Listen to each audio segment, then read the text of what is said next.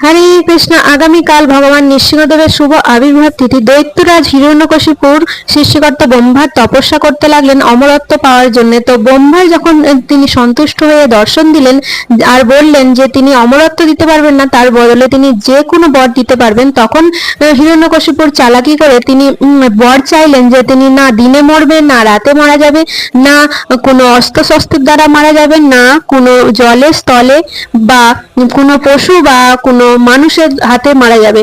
তো সেই জন্যে ভগবান শ্রীহরি ভাবলেন যে ভক্ত প্রহ্লাদকে রক্ষা করার জন্য অবশ্যই আমাকে সৃষ্টিকর্তার মানও রক্ষা করতে হবে।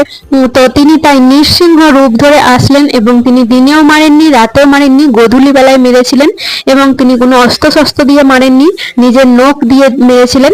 না তিনি সিংহ, না তিনি মানুষ অর্থাৎ নর। তো সেই জন্য তিনি নৃসিংহ রূপ ধরে অবতীর্ণ হন এবং ভক্তকে সবসময় রক্ষা করেন বিপদ থেকে।